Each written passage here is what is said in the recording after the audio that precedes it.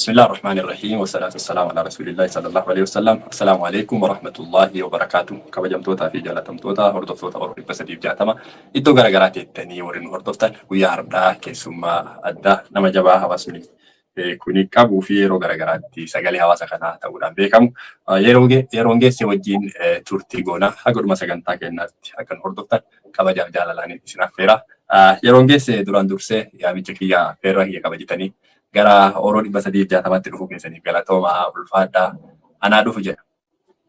Anaa jedhee jira anillee hedduu galatoomii Usmaan fayyaa ta'e galatoomi.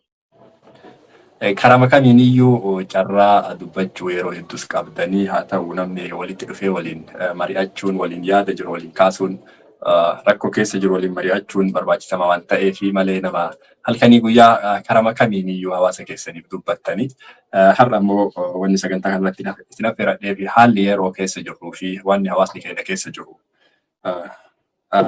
wajjumaan mari'anna jedheeti. Mee walumaa galatti akka biyyaatti hawaasni keenya maal keessa jira haalli qabatamaa yeroo kana isin argaa jirtan maali? Hedduu galatoomii Usmaan dhugaa dubbachuudhaaf haalli Itoophiyaan yookiin ammoo Oromiyaanis keessa jirtu yeroo ammaatti yoo laalle hedduu nama gaddisiisaa, hamilee nama cabsaa, akka amma faarsee bulaan qofti haasa'u kana osoo hin taane hawaasni biyyattii sana akkaataan isaan itti ibsanii hin jirruu siin jedhu. Namni osoo lubbuudhaan jiru hin jirru.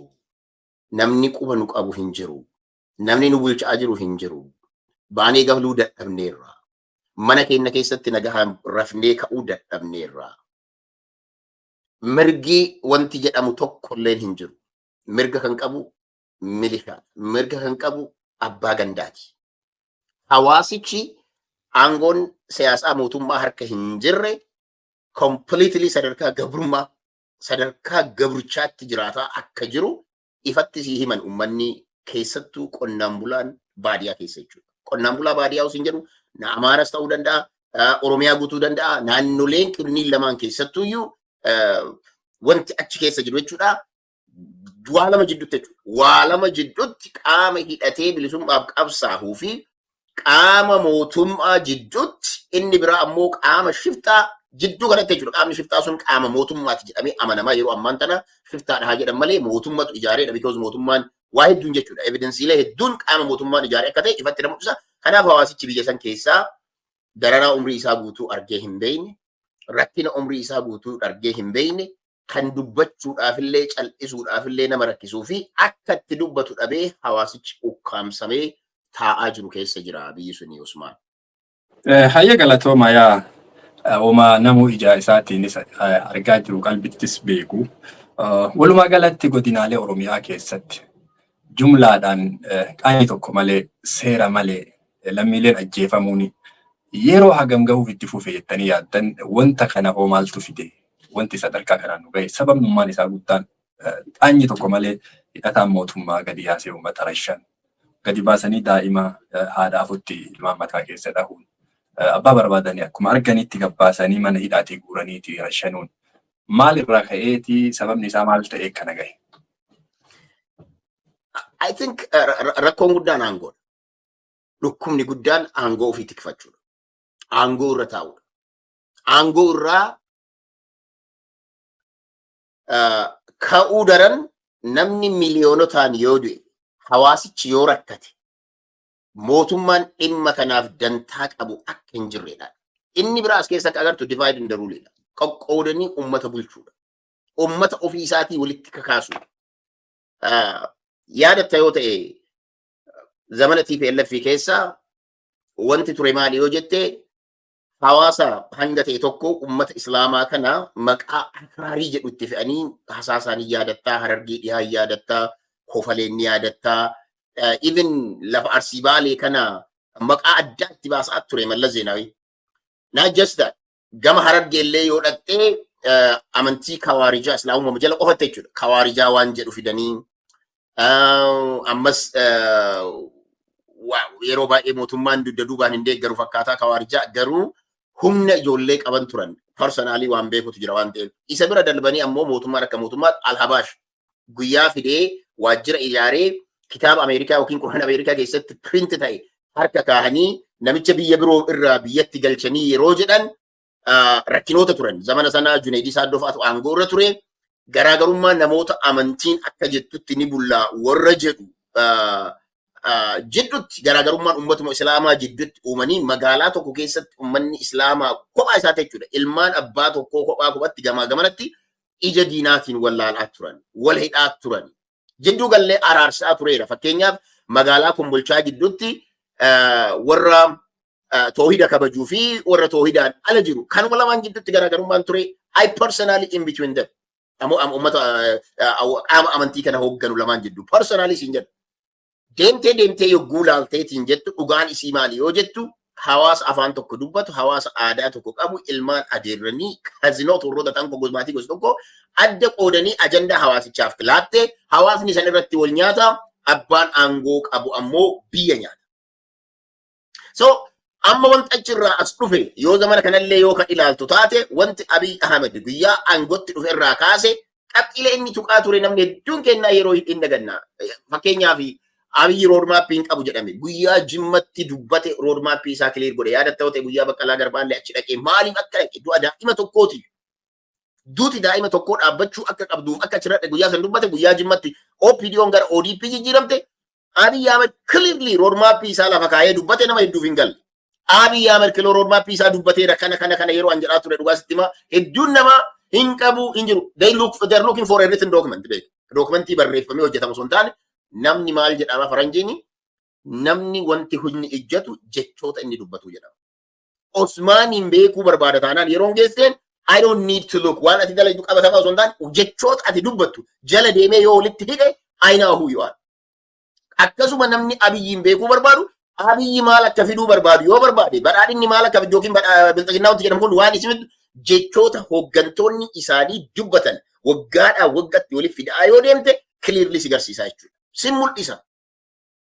So qoqqoodamuun uummata keenyaa jechuudha. Uummata akkaataan itti qoqqoodan Arsii ijoollee Baalee keessatti ajandaa darbanii lafa Baalee jechuudha. Ijoollee Arsii gidduutti ajandaa darbanii Arsiidhaaf Baalee ajandaa miidiyaa kana ta'anii akka wal nyaatan godhan. Harargee yoo fudhatte Harargee bakka lama caccabsanii bakka lamatti micamma Harargee bahaa qofaayyuu gosaan asiin achi qoodanii arfan qalloo jedhaa maal jedhaa haala jedhaa hidhau summiileen isaan facaasan. Kaadureen isaanii wanti irratti hojjettu. Seenaan keessan kana ture siin jedhan kaartaa zamana dheeraa fuudhanii fidanii harka kaanii lafti teenna lafti inni yaasii hangana turte baaliin hangana turte maaliin hangana turte ajandaalee Oromoo gargar qoodu kan tokkummaa Oromoo hin finne waliif fidaniitiin wal nyaachisan. Jecha Abiyyi dubbate akka asirra isi yaadachiisa. Because kanaaf isin jedhan nama maal jedhe Abiyyi yeroo tokko Oromoon hin kufuu jedhe Oromoon hin cabuu jedhe osoo kufeeyyuu baduu hin danda'u jedhe. Sababni inni kaayoo maali? Oromoon arbaa jedhe. Oromoon arbin kufuu yoo kan dhufen ka'u jedhe. Ammoo jedhe yaadadha isii tana dubbiin bakkeen isiin jirtu. Ammoo jedhe yayyii bineensa jedhan jira takkatu jiraa jedhe. Bineensi yayyii jedhan kun arba bakka ol dhaabbatetti hin dandeettu bakka inni kufe kanatti duubaan seentii jedhe. Duubaan seentee keessa isaa nyaatti jedhe. Isii amma wanti Abiyyi godhu qabsoon uummata Oromoo tokkummaadhaan deemte dhaabni kuni godhaatiin jiran there is nothing other than one yayyii sana jechuudha. Yayyii maal jechuudha? Oromoo keessa ilmaanuma Arsiif Sikkoomandoo keessatti nama faallaa yookiin uummata kana adda facaasu keessa hin ta'a. Sikkoomandoo diiguu barbaaddanaan keessaan diigdaan. Harargee diiguu barbaaddanaan keessaan diigda. Walloon diiguu barbaaddanaan Wallaggaan akkasitti diigda. Amma Wallaggaan akkaataan isaan itti diigaa jiru. Namoota akka Habtaamuu galu. Ijoollee biyya irraa diyaaspooraa irraa nyaataa ba'an kana biyya galchaniiti biyya nagaa fakkaattu taasisaniiti uummata Wallaggaa kan dhugaa isaatiif boo'u kan haqa isaatiif boo'u dhugaa isaa ukkaamsu yaalan. Kuni maal godharee hawaasicha akka gargar ilaalu ta'a jechuudha. Kanaaf guyyaa aangootti illee dhufu namichi kun maal jedhe? Mootummaan EPRDF jedhe hubadhaa kana sirriitti namni kenna beekuun barbaachisaadha. Keessaan diigamnee jedhe. Keessaan diigamne alarraa hin diigamne humni alarraa nu diigu hin jiru. Gara keessaatiin ammoo akka itti diigamne waan beeknuuf akka rakkoon sun nutti dhufne ni beekna akka itti hojjetan bilaa goonaa jedhe. Lookkeerti. Hawaasa keessatti keessaan diigde dhaaba kan kee ammoo akka keessaan hin diigamne namoota keessoo isaanii keessa ta'anii dhugaa hawaasichaa dubbatan kanneen akka Taayyee Danda'aa jechuudha. Hidhatti guuran. Namoonni dhugaa dubbatan namoonni waan ati jettu eekoo sana hin dhoofne yookiin ammoo gowwisa sana qofa iyyaa hin oolle maal godhu jechuudha? Keessaa qulqulleessan of keessaa. Nakka nama heexoo dhuguu jechuudha. Akkuma dhukkuba heexooti beeku. Dhukkubni heexoo qaama kan kee keessa dhalatee qaama kan keessa nyaata. Jarri wanti godhaa jirtu Oromoo hunda isaa jechuudha. Tuula mallee taanaan jechuudha. Naannoo kaaba shawaa kana fudhadhama naannoo ganda taayee itti dhalate. Jeequmsa qaba nageenyi hin jiru. Dhiha dhaalladhu naannoo Shimallis Abdiisaa itti dhalate.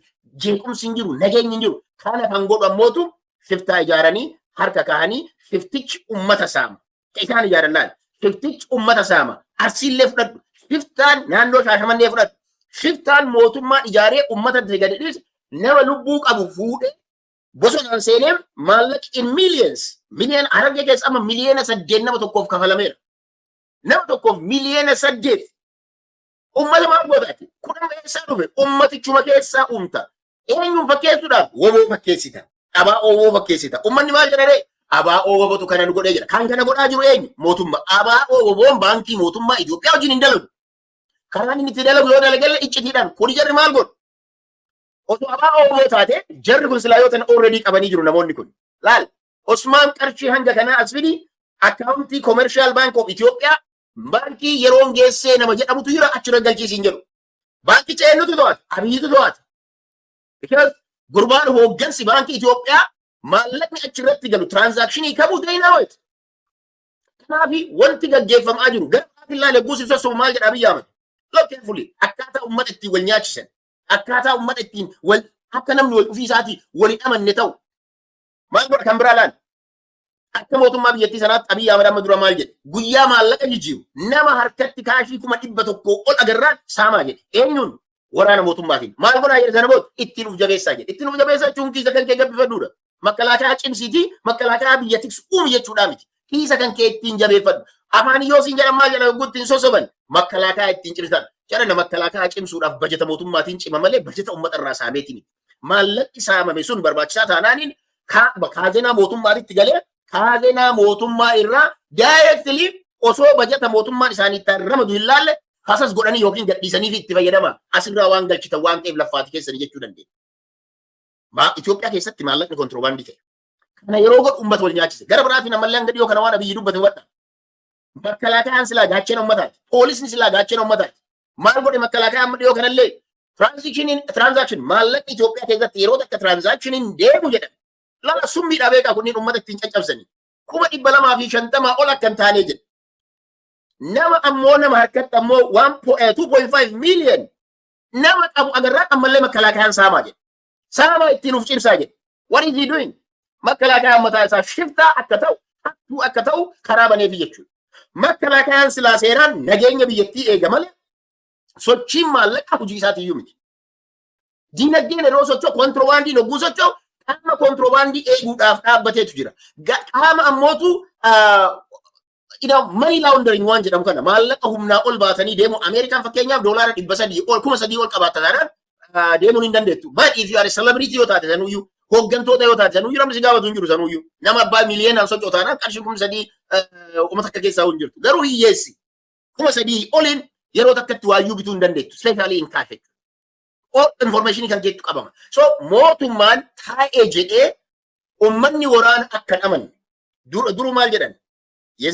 የፖሊስና የአመድ መን ዘመድ የለውም ጀደን ኢሳ ሰንጎዳ ጅራ ጀራ ኬኛ ሁምነ ሚሊሻት ከነላላ ሚሊሻን አከፈተን ጎዳ ዋን ፈተ yogotan namni isin gaafatu hin jiru jedham yaa keessatti dhiyookan naannoo mi'eessootti jechuudha sababa humne olaantummaan seeraa waan hin jirreef maal godhe bulchaa gandootaatiif aangoo olaanaa hin jirre kennaniif ijoolleen lama motorsaayikiliidhaan osoo deemtu dhukkeetti kaasti naannoo mi'eessootti wanti kun Aradaalee dubbachuu kaasuu dandeenya.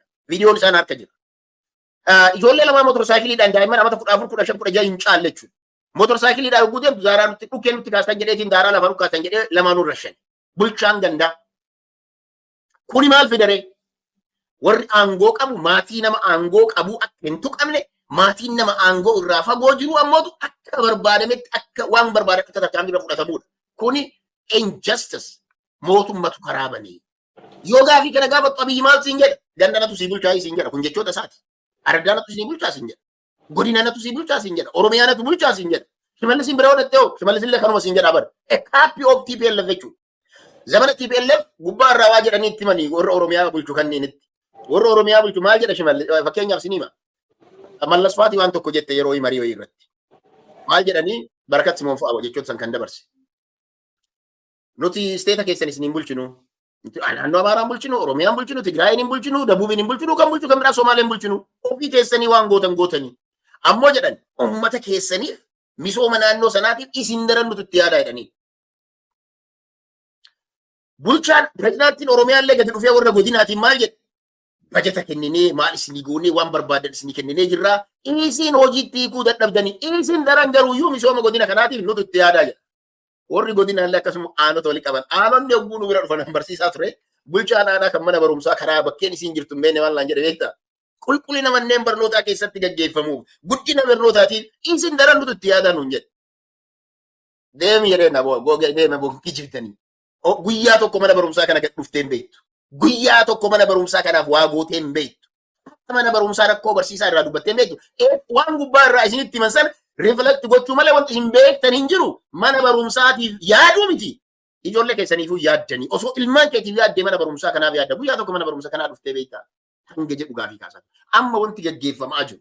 Osoo uummataaf amma waa'ee guddinaa dha. Kufaatii ijoollee Oromoodhaa hubadhu. Dargaggeessi Oromoo bifa kanaan kufe. Barumsa irraa yuunivarsiitii itti cufame eessa deemaa jiran biyya Arabaatti galaana dhumataa jira. Biyya Liibiyaatitti deemamee qaamni isaa gurguramaa jira. Kan achi gahe ammootu natsaa fuudhanii dallaalonni mootummaan ijaare. Dallaalli mootummaan ijaare. Tikeeta pileen tikeetii Baalee Roobee irraa muree Finfinnee geessee Finfinneedhaa Baahir Daar keenya geessu. Osoo argan eenyu akka tikeeta kana akkaawuntii baankii kamirraa akka murame osoo beekan ilmaan Oromoodhaa biyyarraa baafamanii Liibiyaa yogguu gahan ammoo diyaaspooraa waliin rakkata. Maatii waliin rakkata. Kan hunda maa eenyu garaara? Mootummaan. Deegnaawet. Kuni maal fide jechuudha? Uummata keessaan tortorsa. Uummata keessoo isaatitti wal nyaachisa. Kanaaf wanti godhamaa jiru. Amma waa'ee abbootii amantii kana kaasuu dandeenya. Itti dhufamee kanatti isinii dhufa. Neetworkiitti isin qabe si'a.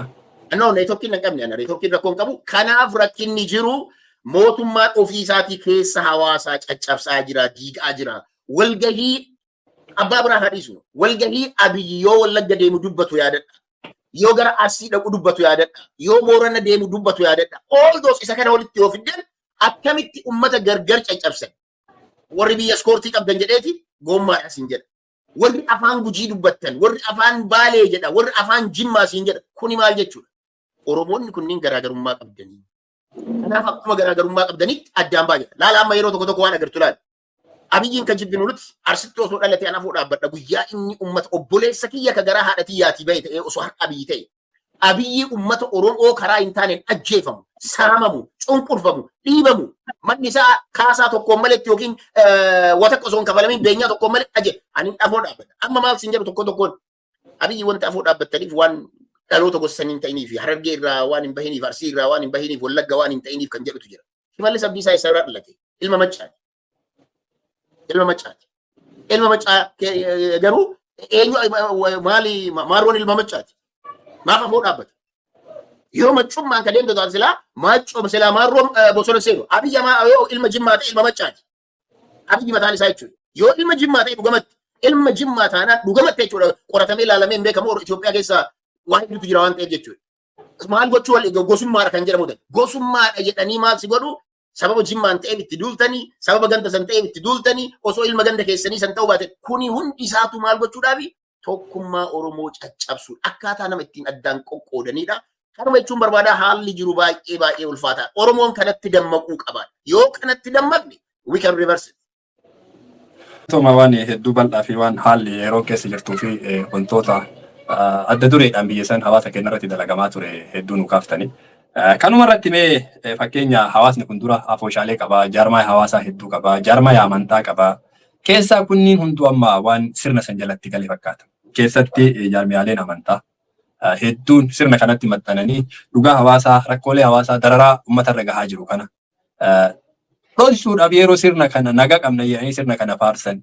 San bira dabranii haga filannoo kanaa fi kaampeena bakka iidaatti, masaajida bakka kutbaatti carraa waltajjii argatan cufarratti sirna kana teessoo jalatti qabu bira dabraniiti. Sirna kana malee waan tokko filachuu mirgan qabdan haga jedhan bira gahanii jiran. Kama filannummaan sunu haqaa fi akkam jiran isaa hin beekamne. Mee kanniiniin hoo maal jettu? Maalirraa kun dhufe? Isaan hoo hiree akkamii argatanii, bilisummaa akkamii argatanii Walumaa galatti dureewwan uummataa bakka sadarkaa kamiin irra jiran afoosha dhuunfaa fudhu, daldala biizinasa garaagaraa keessa warra jiru fudhu, akkasuma amantaa waldaalee amantaa garaagaraa amantaa kamiinuu keessa jiru. Dureewwan walumaa galatti sirna kana maxxananii uummata rakkoo hagana jedhamtu kana jechaan himanii fixuu hin dandeenye kana keessa jiru. Kanarratti soba guddaa yeroo gadi buusan carraa argatan cufa carraa waltajjii argame cufaan kan buusan argitan kana maalirraa madde kun hoomee bilisummaan isaan adda argatanii sirna kana maxxanan maal jettanii mee ibsitu kana? Dhugaa dubbachuudhaaf dubbiin kun hedduu hamaadha, hedduus ulfaataadha. I think namoonni sadarkaa kamiinuu and in particular abbootii amantiitiif hoogganaalee sadarkaa garagaraatti yoo ilaalte waan tokko teettee yogguu ilaaltu amala namoota hooggantoota yookiin mootummaa kana faarsuu barbaadanii yookiin ammoo ayyaallallattoota warroota jedhamantu jira. Carrama argame kamiinuu qaama aangoo qabutti maxxananii yeroo hundaa tiishartii isaanii tan jijjiirataa akka gaararraa jechuudha. Warra deemuu barbaadan agarta. Amala namoota kanaa waan argisitti himu. Amala namoota kanaa iddoo jiran kamittuu jechuudha. Afooshaan jiraannaan afooshatti illee hooggansa ta'uudhaaf caccabanii aangoo hooggansa afooshaa san barbaadan. Iddirii isii xiqqoo ta'e jechuudha. Dhukkubiin ganda keessa jirti taanaan akka godhanii because hawaasa keessatti hooggana taanaan amanamummaa qabdaa hooggana iddirii sanaa ta'uu barbaadu. Masgiida keessatti koree filatama taanaan, charchii keessatti koree filatama taanaan, waaqeffannaa keessatti koree filatama taanaan akka godhanii fiiganii namoonni kun yeroo achi dhaqanii hawaasa kanaan akka jedhanii nuti isiniif hojjannaa jedhanii filamuudhaaf sochiin isaan godhan ni agarra. Maqaa kaasuu danda'an kanneen hin barbaachisu malee. Iddoo amantiillee hooggana irratti namoonni ati agartu namoota hinaaffiidhaan guutaman akkuma artistoota Oromoo jidduutti amma hinaaffii hamatu jira. Akkuma aangoo kanarra wal fixanii wal rakkisanii anis hooggansa ta'u malee atis hooggansa taatu malee atis hooggansa ta'u malee wantoonni akka kanaa kuni ayyaallallattoota keessatti mul'atu. Warra dhugaa rabbiitiif mee yeroo takka dhiifamu.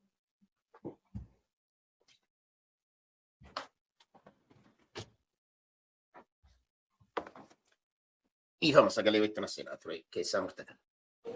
No, rakkoon qabu sirreeffadha yeroo keessan fudhaa rakkoon jiru. Dhimmoodha sagantaan EDT godhama waan ta'e rakkoon. Sirreeffatanii itti fufa. Warroota kanneen ammoo ilaaltu fakkeenya si hima. Siitu qaba. Haagaltuu fi warraaf illee tanaa. Haa beekani. Nama zamana TPLF zamana Muktaar Kadir aangoorra jiru. Gannaan tuquu danda'a. Iddoo dhalata mana lafa arsiiti. Ilma sikkoo mandooti. Fakkeenya isin hima. Because tuquun barbaachisaa waan ta'eef jechuudha. TPLF fi tani wanna attu jira beektaa isii tana uffatee deemu agarraa ture. Muktaar Kadir wajjin. Deniin dhufeem kan jedhuma Muktaar Kadir fa'aatti akkasumatti ture. Guyyaa OPDO'n kufuu beektu diyaaspooraa kana keessatti maal godhaa ture? Bakka qabsaawaa jijjiiramaa ta'e. Deeggartoota Jawaarii ta'an. Dan Jawaar Faatii hidhamte. Osoo Jawaar Faatii hidhamiin garaa jalaan jalanii maalidha?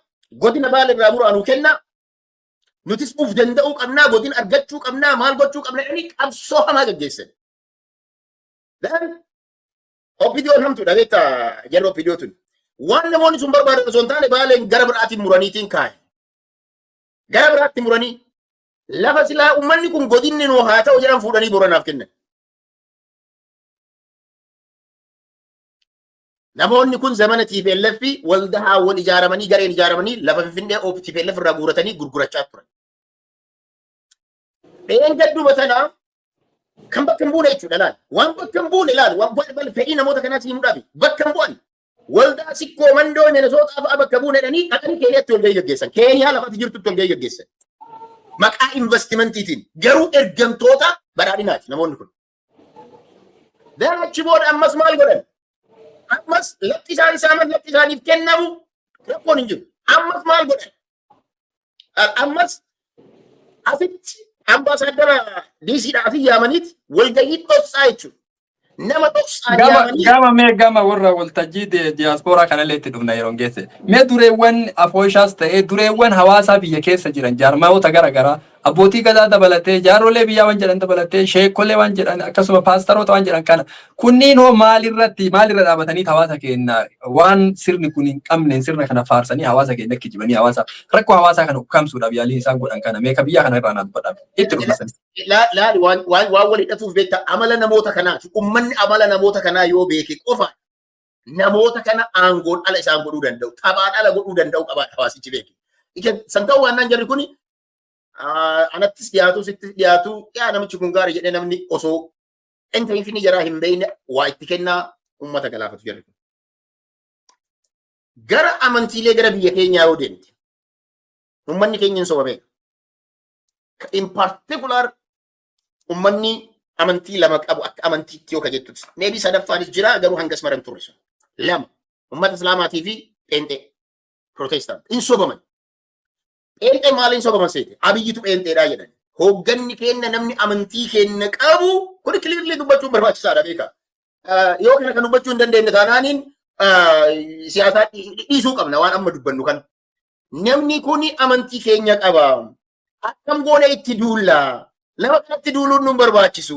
Lubbuun nama duutee dhaabaatte nuti akka kunoo kan pheenxeen zamana dargii keessatti pheenxeen nurra shan'aa ture Mangistuu Hayilamaariyaam nutti taphataa ture haqa fuudhee rabbachiin baasee jira. Kanaaf namni kuni nuuf carraan yeroon itti guddannu amma waan ta'eef kanaaf nama kana du'aa isaaf gochuu rabbiin isaaf kadhachuu እግዚአብሔር መጣብኝ ዮኪን አሞ ረቢ ነቲ ዱፌ አከነ ነቲ ሜ አብይ አመሌኒ ሞታ ወጋ አንገና እቲ ወጀቹን it is because of ሲያስ አመንቲ ካናን ሶበመን አመንቲ ሳላለኒት ነማ አመንቲ ተንቀቡት ይፈካት ገርመት እስላማት ይኖ አከም ሶበመ ኡመን እስላማ አካዳን እንት ሶበመ ዋን ዱሪን ቀምነ ፈከኛ ፊ ዱር አመንቲ ኦርቶዶክሲ አዱኛ ከሚኑ ወልቁነማ አማ ኢስላም ንቀሙ ጨራሽን አማ ማልቱ ጎዳን እስላም አብጨራሹን ላተን ወሮተ እስላማ ከሌስ ድምጻችን ይሰማ ጀዳኒቲን ቀብሳህን አመንቲ ከነጀለት ከንዘመነ ቲፒኤልኤፍ ጀርመ ከና በር ወረ ቲፒኤልኤፍ ዮጂንለ ወገንቶታ ድምጻችን ይሰማ ከኒዳቱሬ ከንደራቱሬ ጀርመ በይ አብይ መፋ አብይ ጫሳ በሳሰ በየቲሰን ከሳ አይቶ ነሞታ ዋንዴው በሳሱ ከሳ ወሮጀት ሳንቶ ማበረ ጉያው ፊ አንጎት ዱፈኒ አጎበር ኦሮሞማ ከነጀለ ቀበተኒት amantii kanas inni nu gara tokko nama quraana qara'ee xumure islaama ta'uu isaa hin beeku nama quraana qara'ee xumuree jira jedhu waan ta'eef because hararee maaliif kana sin jedhe islaama ta'uu isaa wanti hin beeku dheefi hararii keessatti lafa adaree jedhamu keessatti ijoolleen ortodoksii yookiin amaaraa quraana ni qaru ijoolleen islaamaallee matsaaf quddusii ni qara'anii turan zamana Haile Sillaasee irraa wal qabatee jechuudha ijoolleen quraana dubbisuudhaan ijoolleen adareedha jechuudha hararii keessa galanta amaaraa jechuudha hiriyoota qaban akka ajaa'ibaat dubbisu bakka biraa injiru hanga jedhutti jechuudha hawaasni biraa olaanti kan amaarri nu quraana yookiin namni ortodoksii quraana dubbisu aneessa jirra hanga jedhu uf madaaltu jechuudha kanaaf anabii islaama ta'uu isaan beeku garuu abbaan islaama akka ta'e hin beeku garuu quraana qara'ee jira namni kun quraana qara'ee artikiliyoota kanneen hunda waan beekuuf ummata islaamaatii fi quraana itti qara'aa wallaahi jedhaa artikilii onnee ummata musliimaa tuqu quraana keessaa fuudhaa si dubbataa akka imaamaa akka sheekaatti onnee bite Angoo dur argatanii beeynes aangootti kenne. Aangoo kanaan ammoo sababa hajjiitiinis ta'ee sababa garaagaraatiin namoonni garaagaraa dantaa itti argatan. Abbootiin amantii dur nigdiidhaan abbootiin amantii hooggansa siin jedhaa jiran. Namoota amantii islaamaa qabanii miti beekaa. Islaama keessa naggaadeen duruu hedduutu jira. Naggaadeen garuu amma maaltu dhufe? Namoota kaleessa zamana TPLF aangoo gadhiistee deemtu. Watakka hin qabne kan masjiida tokko qofa imaama ta'aniitiin waan xiqqoodhaan jiraataa turan har'a investoroota. Har'a as macciinnaa laatiidha. Namoonni asmachinnaa laakitaan kun mootummaa laayisansiin godhee kana hojjetadha. Ummatichi ammootu isin ammoo beekaa waan nuti barbaannu dhibba gootanidha itti kenname maalaa godhan jettan. Qabeenya tukkaamsaa jechuudha. Hedduu galatooma. Ammoo waan tokko bakkuma kanannaa akka itti dabaltan barbaadu. Yeroo hedduu yoo namni miidiyaa kanarratti akkamitti dureewwan amantaa sadarkaa kanatti deebitanii kaadiree wajjin uummata keessan darartanii kaadiree uummata darartuuf akkamitti sagalee afaan taatanii yoo jedhani keessaa yoo sitti dubbatanii bar lubbutti jirra sodaachisaa addaattu nutti jira yoo kanan goone irra shanamtanii agayanii isin ajjeefnaa agayanii lubbuteennaaf akkana jennaa warra jedhu jira warra kanniin inoo maal jettame. Ani barataa amantiitii miti. Barataa muuxannoo qaburraan nama siyaasaati. Haayiskuulii irraa eegallee kun siyaasaa keessa kan turre waggoota dheeraaf jechuudha. Gara kaaniin barsiisaa saayinsii kan. Abbootiin amantiis abbootii muuxannoodhaan siyaasaa hanga takkanii argan. Garuu hin beekan.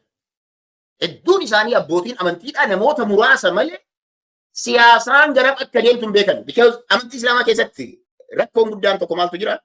Dhugaa. Rakkoodha. Dhugaa sitti hima. Dhugaa qabatanii deemuun mataa isaatti rakkoodha. Nama dhugaa dubbatu yeroo hundaa ittuma duulama. Nama dhugaa dubbatu hin jaalatamu. Namni dhugaa dubbatu ni ajjeefama, ni dararama. Dubbiin amma maalii sheekonni yookiin ammoo abbootiin amantii ortodoksii taatee tan sirna gadaa hordofanillee taanaaniin dhugaa amantiin itti kennite sana wallaalu.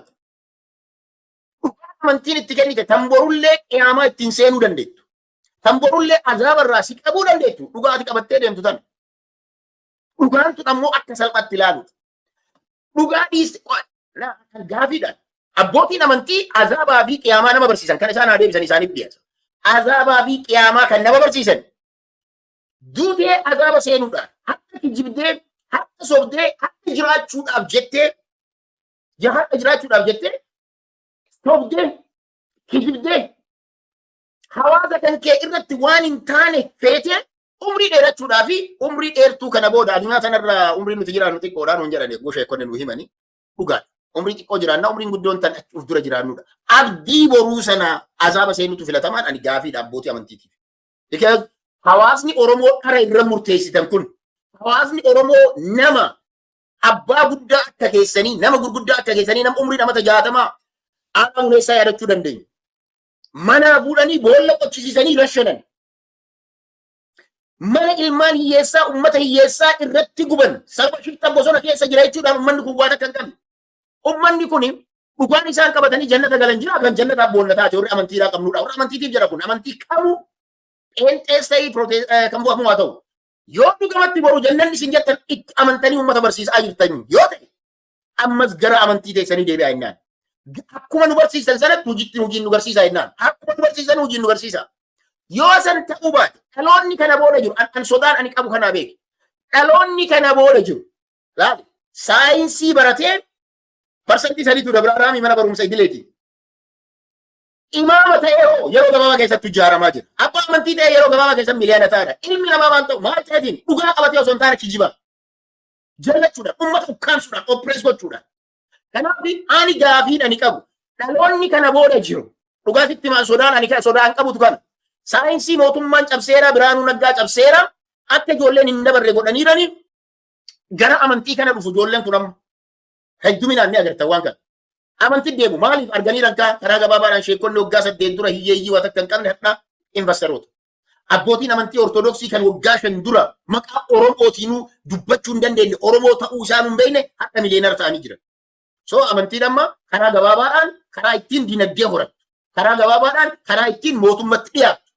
Karaa gabaabaadhaan kan kabajaa ittiin argattu ta'aa jira. Dachii kanarratti yeroodhaaf garuu guyyaa jannata gadi seenu yookiin ammoo guyyaa asirraa qo'annu hiyyeessi I think hiyyeessi isaan murtiin taane irra murteessan kun jaban taane irra dalagan kun dhugaa isaanii dubbachuu didan kun ulaa dhaabbatee hiyyeessi kun maal jedhuu wadda adeema beekta. Dhugaa sitti maane guyyaa san wanta dhanu himan akka dhugaa taanaan lakki isin kaleessa dhugaa teenya dhossitanii dhugaan teessan dhokatteerti.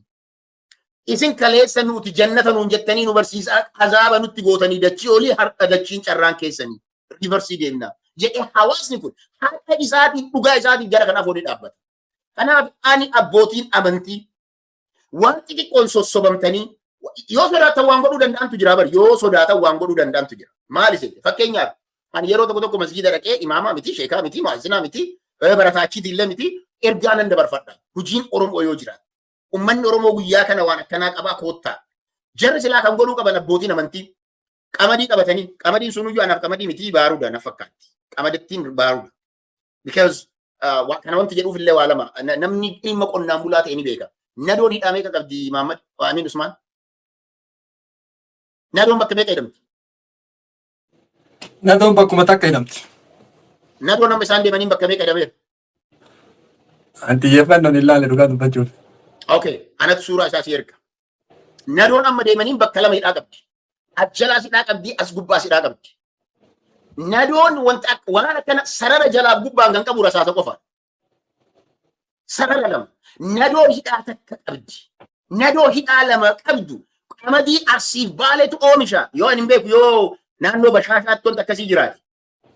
Qamadiin Arsiif Baalee ittiin oomishuudhaan ittiin beekamtu nadoon bakka takka hidhamti. Tuni sarara lama qabdi. Sararri sunuu kalarii garagaraati. It's exactly sarara rasaasa irra jiruun tokkodha. Kanaaf rasaasa sodaa isin filaa jirra. Qamadiin tuni rasaasa. Rasaasni tun ammoo yookaan diina sirraatti siti yookaan ittiin si ajjeesti. Sheekonni sodaa rasaasaatiin qamadii kana ol fuutanii qamadii jettanii ittiin deemtan rasaasa meeshaa waraanaati. Akka an arge suuraa sana sirriitti ilaala namu probably ija banachuun barbaachisaadha. Kanaaf adaraa kan jedhan hin sobaminaa. Boru rabbitti sin gaafata. Yoo nuti hundi keenyaayyuu abbaan amantii bari masgiida seennee Abiy Ahmed osoo charchii dhaqeetiin kan salaatu ta'eeti yookiin masgiida dhufee kan salaatu ta'eeti. Abiy Ahmed eenyu boodaan salaat imaama boodaan salaat. OPDO'n beekamtuudha beeka. OPDO'n shira beekti. Zamanati Mallas Zeenaawi maal nu godhan masgiida keessa namni akka ta'e inni godhan. Nama shanii bakka takka dhaabatu yoo agartan jedhan. Nama shanii bakka takka dhaabatu yoo agartan jedhan hin dhiisinaa jedhan diigaa jedhan tokko shanee ijaaranii shan basaasa. Guyyaa sana maaf Mallas faati yookiin Abiyyi faati zaman OPDO ummata akkasi qoodan maal beektu namaaf hin galu wal bira qabanii ilaaluun barbaachisaadha because most of the time we will forget it. Zamana san keessatti imaamotatu hin amanamne mootummaa biratti. Imaamotatu imaamota haqaa turan warra dhugaa turan. So hawaasa guyyatti shan arganii imaamonni kun namni guyyatti yeroo shan namatti waa himu ulfaataadha. Akka yeroo salaatanii gara manaa akka faca'an akka godhamu godhaa jedhameeti. Hawaasaa fi imaama adda diigaa turan hawaasota imaamota dhugaa qabantu ture yeroo sana. Har'a hoo ni salaatta walgeetta maal jetta imaamni har'aa garuuyyuu imaama ergamaa mootummaati. Hedduun isaa hundaa miti beeku. Osoo eenyuun sodaatu. Ergaan achitti darbu ni beekan qamadii filadhaa akka jedhan. Ergaan achitti jedhamu karaan keenya daandii badhaadhinaati akka jedhan waan beekaniif itti gadhiisanii assaayimentii fudhatamaniitiin deemanii rakkoon jiru kana. Garaagarummaan imaama kaleessaa garaagarummaan imaama hunda si jedhaan jiru. Harargee keessa dhaabbatee rakkoo uummata Harargee imaama dubbatee jiru. Akkasuma bakka hedduutti imaamman karaa nagahaatiin iidallee kabajanii salaatallee salaachisanii waan rabbiin himamuu qabu qofa himaniitiin deematu jiru. Not only that. Guyyaa tokko kaasuun barbaachisaadha. Hin kaasa maqaa Ustaaz Guutamaan isin biraa dhufe. Ustaaz Guutamaan maalii rakkoo uummata riraa masgiida keessa dhaabbatee dubbate. Yeroo inni uummata riraa dubbatu akka jirutti uummanni lafatti gadi dhiisanii yaa'anii biraa deemanii jedha. Look carefully. Maal jechuudha kun? Qaanyiidha kuni, salphina kuni. Rakkoo uummatichaa dhageeffachuudhaafuu amantii qaba jedhaa rakkoo hawaasa keetii kan dhageeffanne. Kuni kanaa ol kufaatiin, kanaa ol qoodamiinsa jechuudha. Kanaa ol gargar caccabuun hin jiru. Dubbii amma dura wannaa tokko waa'ee hantuutaa fi qonnaan bulaa tokko kaaseen ture. Illeen kaasa carraa kana gabaabsee kaasa. Qonnaan bulaa tokko oomisha isaa hantuunni nyaatee dadhabe. Hantuunni nyaatee dadhabee jennaan falli kiyya maali jedhee osoo ta'u fala dhalate. Maal godhe? Hantuunni foonii fi oomni barasiidhaa foonillee ni nyaata. Midhaan ilmargallee ni nyaata. Kanaaf maal godhee boolla takka hantuuta kana guruu murteesse. Maal godheetiin boolla gadi fageessee qotee booyyee achi darbe. Booyyee illee horsiisa waan ta'eef qonnaan bulaa. Booyyeen tun achitti bishaan qabaa bishaantu jira maal jira guyyoota muraasa booda booyyeen tun achi keessa duutee tortorte. Hantuunni waan kana suufee hantuunni oorruu sana keessa ganda sana midhaan nyaataa isa rakkisaa ture hundi boolla kana dhumatan. Boolla kana keessa maal nyaatan? Booyyee kana nyaatan. Booyyee kana nyaatanii bishaan achi keessaallee waan godhaa. Dhumarratti booyyee kanaan nyaatanii gagabbatan. Guyyaa gagabbatan hantuunni kun qaqal'aadhaa miti beektaa boolla kana lammata ol ba'uun itti ulfaate gagabbatee jira. Then finally hantuunni kun amma bishaanis ni goggogee booyyeen ni dhumatee ol ba'uu ni dadhabanii maalaa nyaannu jennaan yoo gabana ilaala wanti ilaalan jiru wal nyaachuu eegale. Hantuunni kun osoo isaatii wal nyaatan jechuudha. Osoo wal nyaatan wal fixanii hantuunni tokkochi dhumarratti hafe. Hantuunni kun yoo dhumarratti qabu kan ijji isaa barbadaati. Goota fakkaata. Dhiiga maaltu ija sana barbadaa isa godhe? Because wanti inni nyaatu dhiiga ofii dhiiga saba ofii nyaata. Then finally yeroo hantuunni tokkochi kun hafu namtichi maal godhe wadaroo itti gad darbeeti.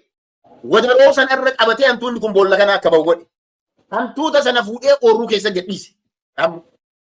Hantuutni kun erga achi ture maal nyaatuu bare? Foon nyaatuu bare. Hantuuta biraa nyaachuu bare. Achi ol ba'ee hantuuta jiran hunda isaanii adamseet. Kana booda namtichi nagaatti tare. Foon Oromoodhaa achi jirraa. Sadarkaa sana irra geenyee waan jirruufi sheekota kennaani warroota karaa gaarii nu barsiistan, hawaasa keessan barsiistan, abbootii amantii ortodoksii ummata karaa gaarii amantiin keessan isiniin jedhu ummata keessan barsiistan, ofii keessanis hordoftan isiniin ilaallatu dubbiin kun. Isiniin ilaallatu jechi kenna kun. Abbootii gadaa karaa sirrii irra deemtan jechi kun isiniin ilaallatu. Amantii Pirootestaantii qabaattanii jechoonni amma nuti miidiyaa kanarratti jedhaa jirru warra karaa gaarii irra jirtan isiniin ilaallatu. Warroota karaa irraa jallatan isa nabiyyuuf hin jedheetiin waan hin taane raabu. Hawaasa irratti firaxatu. Namoonni masgiida keessa dhaabbattee amantii si kenname, quraana si kenname dhiistee, quraana rabbiin si kenne dhiistee, macaafa quddusii rabbitu natti kennattee amantu dhiistee jechuudha. Qamadii sarara namaa itti godhanii rasaasa qamadii fakkeessanii sitti kennan. Isii sana qabatteetiin asiin achi deemtu adara adara. Adara adara. Karaa dhugaatti deebi'aa hawaasa keessan dhugaan tajaajila guyyaa san gootan isin bira kan dhaabbatu nuyi warri haqa sana foo dhaabban guyyaa san isin wajjin dhaabban warri haqa qabu haqa isaanii dubbannaa kanuma jechuun barbaada rakkoon keenya achi jirti ummanni keenya joonja'ee jira yeroodhaaf waan xixiqqoodhaan bitamaa jiranii waan xixiqqoon hin bitaminaati isinitti garagallee silaa sheekaa fi amantii qeesitti waan himani jannanni bal'oon haqarra dhaabbattanii qofa galtu isin qofa nutti himinaa riifalatti goonaa jechuudha wama isaan nutti himan san itti achi deebisuun dirqama nutti ta'aa jira. Kanaaf isa kana of eeggannoo godhaa jechuun ni barbaada. Yaa amantaa Islaamaa keessatti namni yoo sodaate kijibeeti sodaa san jala dabru waan lubbuu isaatiif sodaatu yoo qabaate ka jedhu jira abboo san daliila yoo ka godhatanii malee waan biraan agarre. Kanuma irratti osoo hin baane wanti goonuu ila gorsi takkitti ammallee itti hima. Jarkeen isiin tuni osoo namni illee muree ishee godhee seekonni yoo ulee isaanii sodaattan, qeesonni yoo ulee ummata kanaa sodaattan. Lubbuu keessan amma sheekni waa dubbatee jedhamee viidiyoo waggaa 5 as bahee boodonni maal lubbuu kiyya nan eegdanii yoo jiraate isiniif malu. Kun jechuun maal jechuudha? Sheekonni akka du'a sodaataniif akka wanti hamtuun itti deemaa jirtu kana godhi kana gochuu baannaan kana si goonaa kan jedhan jara keenya dhugaa dubbatanii du'uunis waan tokko. Garuu dhugaa dabsanii du'a namarraa hin oolle dhugaa awwaalanii du'a namarraa hin oolle du'uun hawaasa biratti illee salphattee mootummaa biratti illee salphatte. Wanti isaanii dhaam wanti isaan gootanii yoo sodaattan kaadiree haa ergatanii. Kaadiree isaanii ergatanii masgiida keessa dhaabbattee Mr. Kaadireen badhaadhinaa, Mr. X namni jedhamu, keessummaan kabajaadhaa, asirratti carraa uummata kana dubbachuu qabna jedhanii waan nu gaafataniif Mr. X jedhanii dhugaa isaan maalummaa nama sanaa dubbatan jechuudha. Uummata nama kana dhageeffadhaadhanii namni biraa haa dubbatu. Afaan isaaniitiin maayikii qabatanii akka hin dubbannedha. Isaan kan qabachuu qaban qamadii osoo hin taane quraana. Kan jechuun barbaada. Ayya galatooma yeroo geesse. Asuma irratti waan wal fakkaatu tokkotti jira biyya alaa kana keessa illee wanti mul'atu. Keessattuu maatii qabsaa'otaa kakaleessa abboonni isaanii qabsoo Oromoo keessatti gahee guddaa taphataa turan. Miidiyaa kanarratti qaanyii tokko malee gadi bahee yeroo isaanii sirna kanaaf afaan ta'ee sirna kanaaf abukaatoo ta'ee dhaabatu agartu mara jira. Ka abbaan isaa akaakon isaa qabsoo Oromoo keessatti umurii fite. Ilmaan har'a yookaan gootota abboota isaa akaakayyoota isaa ittiin dhaadanne. San bira dabree diiyaasporama jedhamee haga basii waa'ee mootummaa kanaan dubbatina mootummaan kun kenna ilma Oromootu nutu achi qabsooteenatu bakka kanaan gahe jechuu bira gahame. Kunniinoo faayidaa akkamii argataniiti yoo kun fakkeenya biyya keessa jiru sodaatee sirna kanan maxxane hiree wayii waan nyaatu argatee sirna kanatti maxxane jenne warroonni biyya namaa keessa taa'anii maanguddoo yookaan har'a waggaa isaanii 50 achirraa olii akkasuma dargaggeessa har'a biyya namaa keessatti dalagatee diiyaasporaa kana biyyoota faranjii kana keessa jiru yeroo mootummaa kanaaf abukaatoo dhaabatu mul'ata. Kunniinoo maalirraa madde jettanii yaadame? I think maddi isa kana Abiraanuu Juullaa deebiseera. Jeneraal Abiraanuu Juullaa maal jedhe beektaa? Mallaalaakiin የለመደ ሰው ሁሌም ተላላኪ ነው jedhe. Ergamuu baran jedhu kun dhugaa sitti hima. Maaliif jedhe beektaa? Namootuma har'a Ameerikaa keessatti asii achi wixxifatan kana keessaa namni tokko seenaa ofii naaf himeera. Anaaf hime ragaa biraan barbaadu beeku. Anaan naan jedhe ilma qabsaawaati. Qabsaa'onni sun gara har'a lubbuudhaan hin jiran. Bakka jiranitti rabbiin jannata isaanii faayu. Kaayyoo uummata Oromoo irratti biyyaa deemanii hanga Somaaliyaa dhaqanii hidhatanii hanga biyyoota alaatitti bahanii hidhatanii saba kana yoo diina irraa diina saba kana irra jiru yoo dandeenye ni kuffisna yoo dadhabne ilmaan itti guddisnaa jedhan. ilmaanummaan qabsaa'ota keenya keessaa bahan. Weedar Harargee ta'uu danda'a, Arsii Baalee ta'uu danda'a, Wallagga ta'uu danda'a, Tuulama ta'uu danda'a. Qabsaa'ota kanaa jalaa bahanii warroota kaleessuma yeroo uummanni keenya Somaaliyaa deeme, Somaaliyaa ta'a. Ilmaanummaan isaanii Mangistuu Hayilamaaraam ergee Somaaliyaatti akka jeneraal Waaqoo guutuu basaasaa ture. Namtichi basaasaa ture ana parsanaalii natti hime. Bar zamana dargii naan jedhe.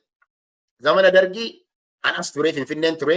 Finfinnee irraa na fuudhee Mangistuu Hayilamaaraam Somaaliyaatti na ergee ilmaan isaaniiti. Ilma isaaniitti na basaas jettee akka ati dhahina beeki. Ilma gootaa jechuudha. Ilma qabsaawaa Oromoo XO jedhee abbichi nuuf beeka. Astiin amma waan kana dhagee abbichi nuuf beeka. Because he told me in person jechuudha. Because kanaafi namoota kaleessa zamana dargii ergamee abboota isaa adeerota isaa basaasuu irraa of duuban jedhe. Haadha maal irraa eegnaadhaan? Ka adeerri isaa aangoo guddaa sana irra hin jirre. Ka abbaan isaa aangoo guddaa hin jirre. Abbootiin isaa adeerran isaa bakka dhugaa jiran. So kanaafi rakkoon jiru maal jette? Amma namticha amma duratti kaaseen ture. Namticha zamana Muktaar Kadiir, tikartii Muktaar Kadiir waliin uffatee deemu. Dangalla guyyaa madda walaabuu fuudhanii Booranaaf kennan. Gurraa dhaamolee fuudhaniitiin Somaaliyaadhaaf kennan. Keeniyaa keessatti Somaaliyaa wajjin taa'ee celebrate godhu. Maal jenna kana? Nama lafa ofii gurgurachuu irraa of duubatti hin jenne. Uummanni akkanaa kun bar namoonni akkanaa kunniin goota irraa garaan haadhaa burreedha kan jedhan kanaa bar. Garaan haadhaa burreedha Oromoon jetti. Garaan ilmi dhiiraa wanti garaa haadhaa kana keessaa bahu waa hedduutu baha. Kanaaf rakkoon Oromoo qabate. Rakkoon Oromoo qabate. Tokko ani dhugaasitti ilmaan Oromoo yaadatta amma dura barreeffama tokko barreessee ture dhaloota xiiqii uumuu qabnaa kan jedhu tokko. Dhaloota xiiqii. Dhaloonni xiiqiidhaan mana ofii sirreessaa akka deemu. Qabxiilee 12 qaba. Qabxiilee 12 sana nu akka yaada dhugaa dubbachuudhaan. Isaan keessaa inni tokko dhaloonni tokko dhugamatti Oromoodhaaf qabsaa'aa taanaan mana lama seenuu hin qabuudhaan. Mana lama guusin jedhu maali? Mana lama irraa dhalachuu hin qabuudhaan. Oromoo taanaan Oromoo irraa dhalachuu. Amaara taanaan Amaara irraa dhalachuu. Ani nama Oromoof Amaara irraa dhalate dara namni akka salphatti walii galu nama Amaara qulqulluu irraa dhalate walii gala. Nama Tigree qulqulluu irraa dhalate walii galuu danda'a. Garuu nama gamanaa gamasii dhalate kana nama gamanaa gamasii soddoome kana walii galuu hin dandeettu. Isa kaanillee an Amaara jedhee itti dhiyaate. Isa kanallee an Oromoo jedhee itti argata. Jidduu kanatti geemiin isaan taphatan rakkisaa. Kanaaf rakkoon Oromoodhaa yoo gadi fageenyaan ilaalle namoota barbaadan gama tokkoon Amaara hidhatan gama tokkoon guyyaa Oromoon jabaate maal jedhu? Neekkoo bannaatee Oromoon hin jedhu. Neekkoo babbaatee Oromoon hin jedha haadhaan Somaalee kunillee. Osoo Somaalee qulqulluu ta'e walii galta salphaadha. Because dantaa biyya isaatiif sunillee qabsaa, dantaa saba isaatiif qabsaa, atillee dantaa. Warri jiddu galeessa deeman kun always jechuudha. Yeroo baay'ee amma inni akraariyoos naachoo maal jedhan kun bari akraariyoon ta'u bar naashinaalistiidha. Warri naashinaalistii ta'uudhaaf ammoo qulqullummaan kan keellee murteessaadha. Xuriin qabu. Inni xurii qabu yeroo hundaayyuu jiddu galeessa deema. Amma OPDO'n ittiin deemtu kana jechuudha. Abiyyi maaltu aangoo kan itti kenne maaf amaname Abiyyi? Bannaatee Amaaraan babbaatee Oromoon waan jedheef lachuu keessaa waan qabuuf. Hedduun isaanii namoonni aangoo irra jiran mana isaanii yoo sakattaate Amaara ta'ee Amaara qulqullittiif jalaa qabu, Oromoo ta'ee Oromoo qulqullittiif jalaa qabu very few. Very few siin jedhu. Warroonni aangoo harkaa qaban bakka qulfii harkaa qaban kunniin gamanaa gaman. So ummata kaartaa lamaan taphatudha. Rakkoo kanatti fidaa jiru isa kana. Oromoo naashinaalizimiin yookiin ammoo Amaara naashinaalisti ta'uun yookiin Itoophiyaan naashinaalisti ta'uun nuti kunniin Amaarrillee akraariidhaa jedhama Abiyyilaa. Faannoo wanti itti hodhabanii faannoo kaleessa faarsaa ture. Waa maaliif hodhaban? Anatu isinii wayyaa. Kaleessa Amaara akkamitti ofitti qabe namni kun? ABO yookiin Onagitti aangoo yoo kennine Onagi qulqullummaadha Oromoo qulqullu jedhanii waan yaalanii fi rakkoo isinii ta'a. Oromoon las garagalanii Amaara akkana jidduu kanatti umurii dheereffatudha. Kanaaf ani walumaa galatti qulqullina namni imaama tokko ta'u beektaa sirna gadaa keessatti waatu jira waan sitti tolu sirna gadaa keessa. Ilmi tokko abbaa gadaa ta'uudhaaf ulaagaalee qaba. Ana ol ni beekta hedduu qoratteerta waan ta'eef waan kana hin beeka waa'ee sirna gadaa kana. Dhimmi sirna gadaa namni tokko abbaa gadaa ta'uudhaaf daa'imummaa irraa eegalee kunuunfama. Baaqaa laaqaan gamanaa gamasii fayyaa isaa dabalatee nyaata isaa dabalatee waan hojjetu dabalatee sammuun isaa of eeggannoodhaan guddata. Abbootii amantii akkasitti argamu. Hin finnu akkasitti. Hoggana siyaasaa akkasii fiduu hin dandeettu. abbootii gadaa irraa wanti waan gaarii dhagahuu barbaannu namni waan isaan jedhan caqasuuf akkaataa kanaa miti. Sirna sanaa ilmi guddatee sirna abbaa gadaa nama ta'e ni beeka waan godhuu qabuu fi waan godhuu hin qabne.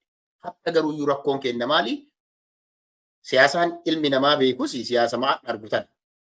Seenaa hin yaadannu waan zamana TPLF nurra gahe hin yaadannu kanarraa kan ka'e advaanteejii har'aa qofaan uummanni keenya deemaa jira. Diyaaspooratti yoo dhuftu garuu wantoonni ati kaaste wanti si dhukkubsu jechuudha.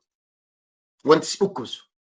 Biyya Ameerikaa kana keessa warroonni amma adda durummaadhaan mootummaa Itoophiyaa mootummaa keenya jedhanii lammii Ameerikaatti jedhu kun badha. Mootummaan kun mootummaa keenya jedhu. Garuu ammootu mootummaa isaan qallabu mana kiraa mootummaa Ameerikaatti irraa baasa. Maajoritii isaanii maajoritii siin jedha. Parsantiin 70 warri biyya kana taa'ee isa faarsu. Yoo xiqqaate mootummaa kanarraa mana qabalee mootummaa keessa taa'u. Social security mootummaa kafalaaf, medical insurance mootummaa kafalaaf, tax return sababa gara garaatiin mootummaa kanarraa guuratan manguddoo adult care bakka jedhamu jira. Bakka manguddoonni oolan. Sanaa wayiif uumame. Bakka manguddoo sanatti korraapti godhaniitiin maallaqa argatantu jiru. Kana hundaa isaa argatan mootummaa Itoophiyaa irraa miti. Mootummaa Ameerikaa irraa walitti qabatu. Inni biraa kana biraatiin ammas ilmaanis qabachuu danda'u. Ilmaan asii barsiifatan ilmaan kunillee mootummaa kanaaf hojjettee abbaa keenya jettee maallaqa itti kenniti. Hojjetaniiti miti beeku. Maallaqa ilmaan illee abbaa ofiitti dirqama qabu ilmaan maallaqa abbaa waa godhuun. Oo abbaa kiyya waan kanaan godhu ittiin bashannane hedduu na waliin laffaatee siin jedhu. Garuu manguddoon kun laffaatii mootummaa Ameerikaas gatii mootummaa Ameerikaas gatii dhugaan qabduu fi amantiin qabdullee wallaalaniiti lafa kaaree meetira 200, 300, 400, 500 maqaa maatiitiin guuratanii jechuudha. Dalachi galaniitiin mataa dha'u miliyoonaroota. Weeraas asitti yoo deebi'an garuu tokkoffaa lammii Ameerikaati gibira mootummaa Ameerikaatiif hin gabbaran. Hin gabbaran. Walga'ii diyaaspooraa irratti manguddoon tokko waan inni jedhee dubbate sitti taa'e. Viidiyoon isaa bira ergamee ture guyyaa walga'ii sana. Diyaaspooraa bituu yoo barbaadan taate qabachuu yoo barbaadan taate lafa kaaree meetira 200 waan xiqqatti ilaalinaa jedhan. Haadha gaanii hadha dhagaan ni beekan abbichuuf beekan. Lafa kaaree meetira 200 tan akka salphatti lakkaa'inaa isinii diyaaspooraa meetira kaaree meetira 200 kun ni bitti. Kanaaf lafa kana nuu qopheessaa diyaaspooraa amansiisuudhaaf kun waggaa 3 dura waan dubbate. Isin kun maal jechuudha? Lafa guyyaa duute lafa meetira meeqaa keessa akka seentu qabriin teenna maal akka taate namuu ni beeka. Lafa guyyaa duute qabeenya guyyaa har'a horatte kana aksidantii konkolaataatiin fe'amtee biraa deemtu sana uummata Oromoo irratti shira hidhuudhaan dhugaa uummata Oromoo ukkaamsuudhaan even mootummaa Ameerikaatii fi most of them social security jiraata taanaan taxi illee filing gootu. The American government doesn't know that they have even income. Income isaan godhan waan rabbiillee haraami rabbi biratti illee rabbi itti gaafata. Yeroo tokko maal jenna jara karaan kun seeraan ala nyaata artanii dargaggeessi taaksii mul'ii kuttee jirti. Gibirri isinii kennamaa jiru kun kan ilmi keessan gabbaru malee mootummaan Ameerikaa keessaa baasee hin kenna. Dargaggeessa keessa kan hin fuudhe ijoollee irraa murame mul'ii muranii irraa guuraadhani. Jara rabbi irraa isin gaafatan yeroo tokko guu jennu lakki kuni maallaqa hawaamaati maallaqa Yahudaati maallaqa Yahudaa nyaachuun haraam hin qabdu si warra siin jedhu jira. Ani hin beeku artikilii akkas jedhu. Karaa kamiinuu haqa nama biroo jallisanii nyaachuun ana biratti haraam. Dhorgaan. Pirinsipiliin akkasii hin jiru. Mootummaa biyya akkasiiti akka barbaadde irraa hatiin hin dalagu. Hin dhageenya amantii akkasii. Garuu inaa hadiisa dadhabduu takka takkaan si afoo dhaabbachuu warra barbaadutu jira. Amantiin beektaa toleera Ingiliffaan gabbarreessinaan amantii kan feete hiiktee mormuu ni dandeetta. Nama amantii waggaa dheeraa qara wajjin kana jedha jetteeti. Ammoo waan kanaaf ol sobuu haadhiisnuudhaan. Warri lammiilee Ameerikaa taatanii akkamitti akka isinitti mul'ee naaf hin galan. Walakkaan namaa waggaa dheeraa fakkeenyaaf fakkeenya siimaa dhageeffadhu. Fakkeenya tokkoffaa qabsoon Oromiyaa keessatti lafa lama keessa turte. Lafa naannoo Arsii Baalee kana keessaa fi Harargee keessa qabsoon yeroo dheeraa waan tureef hawaasni keenya zamana ABO'oomfaatii Oromiyaa keessa socho'aa turanii hedduu miidhamnee jirraa siin jedhu. Baalee yeroo dheeraadhaaf miidhamnee siin jedhu. Harargeen yeroo dheeraadhaaf miidhamnee siin jedhu. Bakka miidhamni kun nuti ifannee jirraa nu gahee amma immoo carraan Wallaggaanis haa gahuu siin jedhu jira. Gujiis haa gahuu, Iluus haa dhaqqabuu siin jedhan. Waan nuti waggaa meeqa dura keessa dabarre isin har'a argaa jirtanii warra siin jedhu jira. Miidiyaa kanarra taa'anii. Laal. Kan namticha wannaa san jechuudha. Namicha waraabessi nyaatee miila nyaateetiin gowwaa miila waraabessi osoo nyaatu qaqamii dhagahee kan bira ciisu. Awwa maaltu si nyaataa jira jennaani waraabessan na nyaataa jira calliseedha. Inni kun qalbii qaba. Ahaa si nyaatee nakkaa dabartuu fidee jedhee gowwaa of nyaachisu biraa deema. Har'allee qabsoo tanarratti callisuun ummata Harargee waan godhaa jiru haa agarru. Laala ummata Harargeedha. Ummanni Harargee dhaggalee bahuu dadhabeera. In particular tokko bittaan waan godhaa jiru agarreera. Eengadda barreeffama manguddoon tokko abbaan ilma isaa jalaa qabanii shufeera tokko ajjeesanii inni tokko nama midhafee jiru beektaa aksidantii qabu. Nama aksidantii qabu fuudhanii deemuu karaa dheeraa deemuu dadhabee jennaan rasaasaan ajjeesan. Deemuu waan dadhabeef qofa rasaasaan ajjeesanii warra fuudhaniitiin bakkaan gaan ammoo 500,000 minimum irraa fuudhanii gadhiisanii ilma kiyya 500,000 kafaleeti gadhiifadhee maqaa kiyya isheen hin godhiniiti. Garuu ammootu dhugaatan uummata Oromoo biraan gahii jedhe. Viidiyoon kan kee garagaleera for some reason. Osman.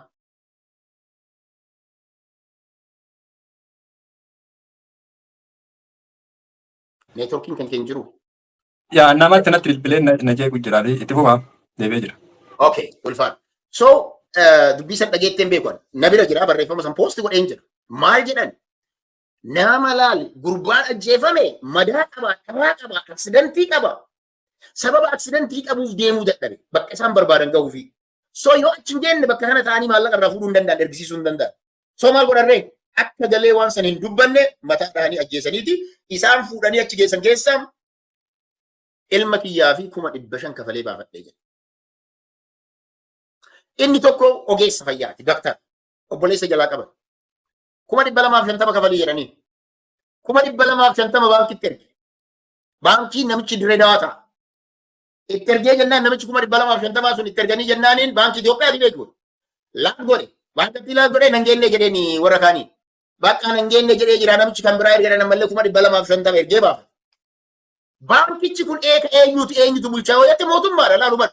So osoo harsi keessa naa dubartiin ajjeefamte manni gubame abbaan amantii ajjeefame naannoo shirkaa keessatti tokko lama hawaasni keenya kan rira irraa buqqee fi ammallee of dura buqqa'uudhaaf deemu naannoo Adaabbaa fi hanga bucha irraa eegaleetiin hanga gaara riraa goobbatti ga'utti buqqa'uudhaaf deemu. Dhugaa kana warri diyaaspooraa jiru kun arguu dadhabeeti ni arga. Ni arga.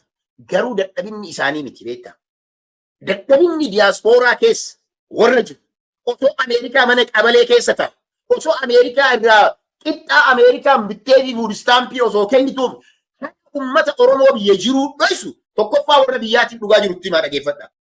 Warri biyya keessa jirtan namoota Ameerikaa keessaa gama keessan dhufan warroota asii taa'anii guyyaa tokkollee haqa keessan hin dhossine warroota manguddoo warroota achi investimentii qaban kabajaan isin laattaniif hin jiru salphisu.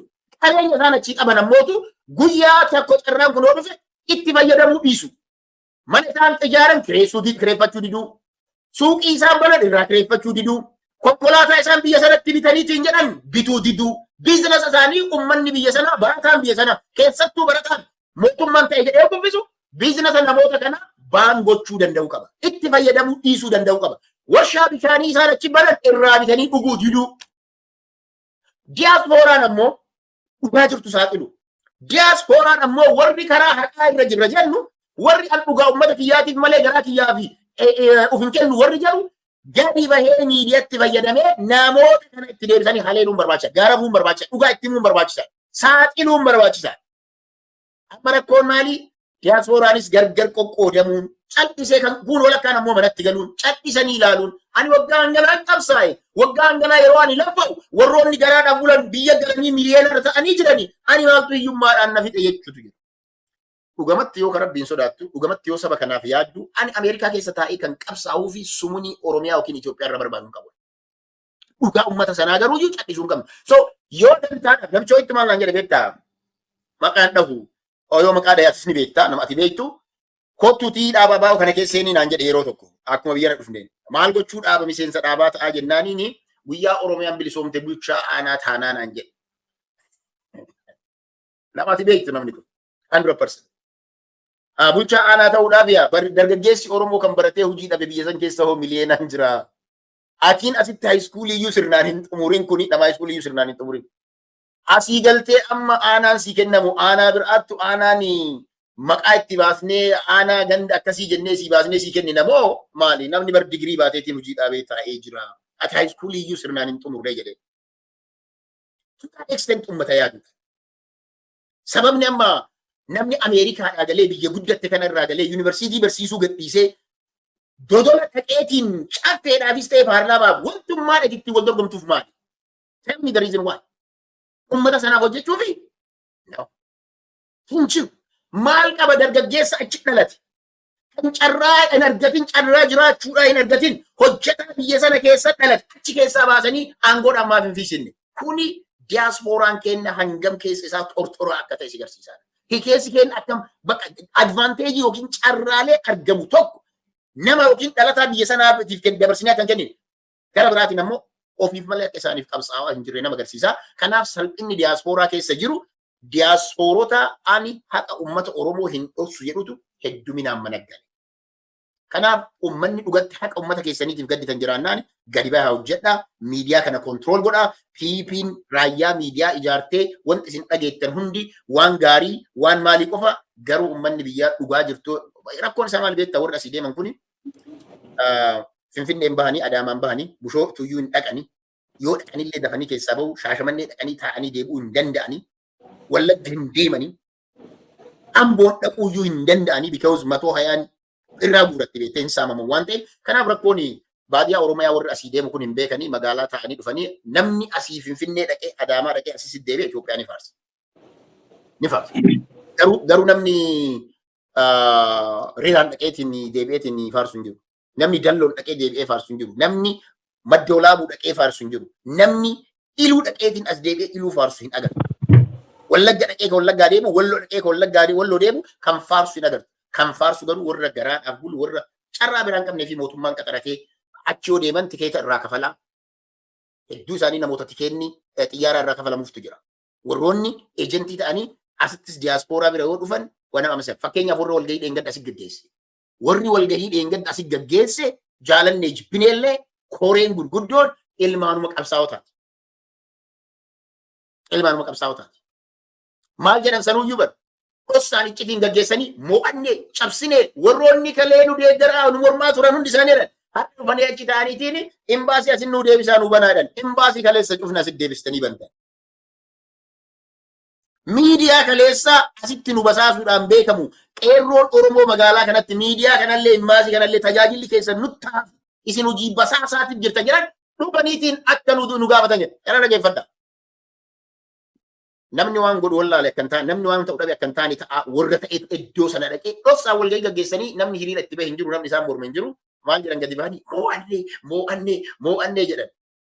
Moo'achuun bifa kanaan osoo hin taane uummata ukkaamsanii osoo hin taane ambaasaaddarri Itoophiyaa osoo lubbuu qabaate ambaasaaddarri Itoophiyaa bakka buusun osoo dhugatti nama ta'e kaadiree isaa wajjin osoo hin taane silaa kan inni marii gaggeessu warroota isa morman. Warroota isaan afoo dhaabbatan, warroota dhugaa itti himan, warra isaanii harka dha'u miti. Warroota Oromoonis ifatti beeku, warra wal dhufdotsee walgahii sana dhabu osoo hin taane, ofimaa walgahii akkanaa dhaqa jedhaa nama deemu. Silaa namoota akkasii wajjin marii gaggeessuun isaan barbaachisaa.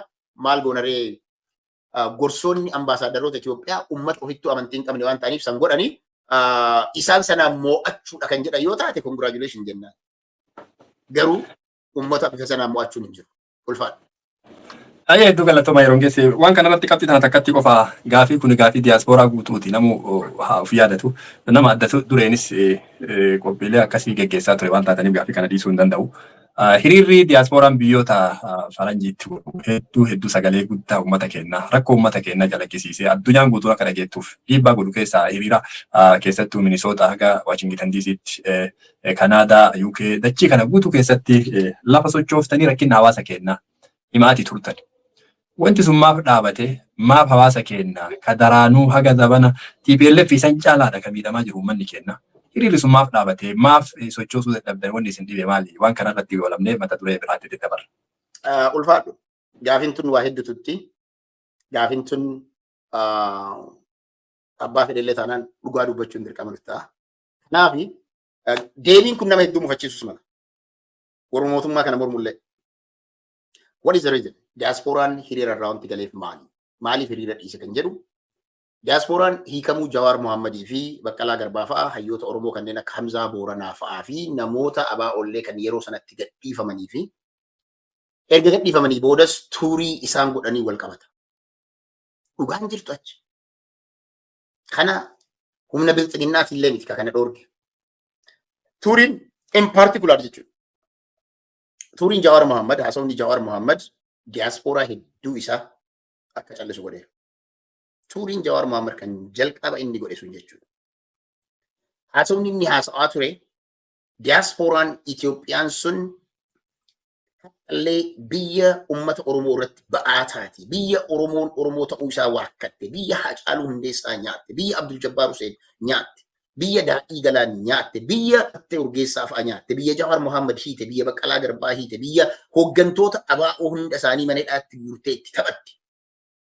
Biyya faannoon teeroristii jarritu nadhate faannoon teeroristii jedhu. Faannoon teeroristii warri jedhenu. Diyaaspooraa Oromootiin dursee namni faayiroo ashabbaariinoo faannoo ashabbaariinoo kan jedhan jiru. Goota jedhanii faarsaa turan.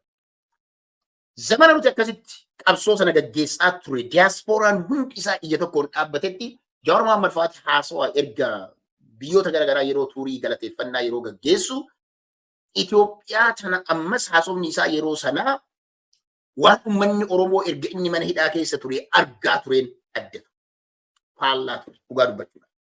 So inni suni kaleessa namni nuti free Jawaar Mohaammed bring Jawaar Mohaammed home hanga jedhu waa hedduu dalagaatiin turre Jawaar Mohaammed mana hidhaatii bahee Jawaar Mohaammed digimtiitu itti godhame.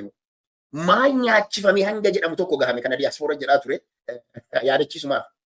So yeroo sana keessatti namni hedduun isaa kuni kana taanaan maal gochuu hiriira ba'a kan jedhu. Maal gochuu hiriira ba'a maaliif qabsaa kan jedhu. Gaafii hedduu nama keessa uume namni hedduun isaa achi booda mana gale. Mana galee afaan qabatee walakkaan isaa Itoophiyaa gobanya'uu yookiin viizit gochuu eegalanii viizitii Itoophiyaa sana keessatti ammoo Adaamaadhaa fi Finfinnee dhaqanii arganii dhufanii lafa babbareedde tana arganii dhufanii baadiyyaa Oromiyaa keessan bahanii Harariin kan dur halkanii guyyaa Finfinnee kaatee galgala sa'aatii 6tti Finfinnee kaatee yookiin ammoo ganama subii Harargeettee ganama hojii kan keesseenuu dandeettu jechuudha. Lafa kiiloomeetira 500 lafa sana hadha deemuun hin danda'amu xiyyaaraan direedaa buutee achiin galtaa jidduu kanatti rakkoo deemaa jiru wanti isaan argan hin jiru. Xiyyaaraan deemta gatiin diyaaspooraadhaan kafalta waan ta'eef. So kanaaf maal ture biyya yoo dhaqanii ilaalan uummannis cadhisee taa'a. Uummanni gara ittiin dubbatu hin qabu. Because hoogganni abbaan amantiillee uummata gara kana ajjala qabaa jira. Yoo achi dhaqan uummata waan kana mormu hedduu hin agartu. Mormiin biyya keessaa hin jiru. Uummanni dhaqee uummanni mootummaa kana jaalatee jira. Uummanni mootummaa kana waan jaalatee jiruuf nuti maaliif mormina? Ka uummanni biyya san keessa mormii hin garsiisne ani maaltu mormii na naqe kan jedhu jira. Tokko kana. Lammaffaa diyaasporaan biyya dhaqu.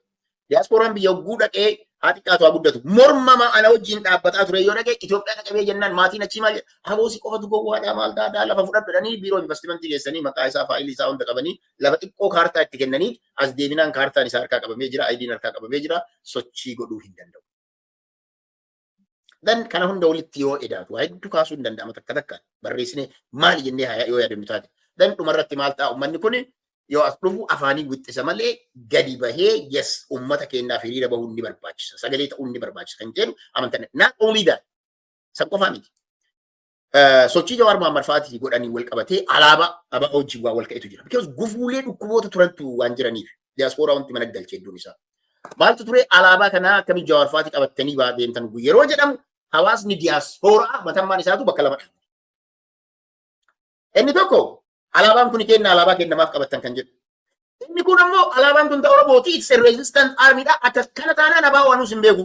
Abaawwan kana jedha taanaan abaawwan qileeseen hidhamaan kan kee hoogganni kan kee hidhameedha malee kana boorsa qileesiin hin ta'u. To that extent ture. So wantoonni akkanaa kun walitti daddabalame PP'n ammoo carraa kanaan maaltu ture dhugaa walitti himuudhaaf.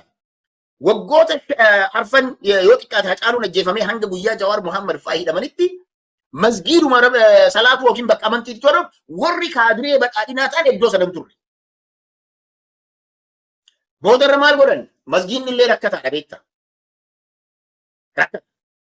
Masgiidni maal godha? Dooneeshinii barbaada masgiida kan naxaa baasuudha. Lakkoofsi hirmaattota miseensaa irraa xiqqaadha. Dan sheekonni maalaa godhan? Yaamachuu eegalan. Dan they came back.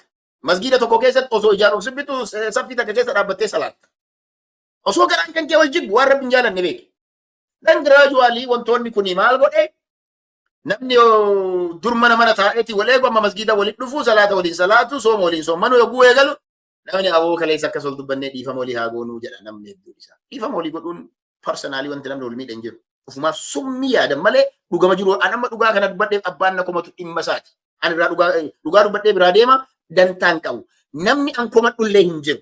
Namni an himadhullee hin jiru. Dhimma dhuunfaa irratti namni wal dhabeen tokkollee hin jiru waan jira ta'eef jechuudha. Kanaaf abbootiin amantiillee saayidii qabachuu eegalan. Warri dur du'aayii ummataaf godhu du'aayima ummatuma keenya rakkoo baasiin dhiifame. Because yoo rakkoo ummata mootummaan ummata irraan gahaa jiru yoo du'aayii masgida keessaa irraa kan gootu taate charchitti kan gootu yoo taate maaltu numa warra muufachiistu jira kaas keessa kan taa'eetiin wanna jiru. Dan inni kun hundi isaa walii ida'ameeti dhukkuboonni garaagaraa kun gadi bahee an amma dura waadaa galeetu tura.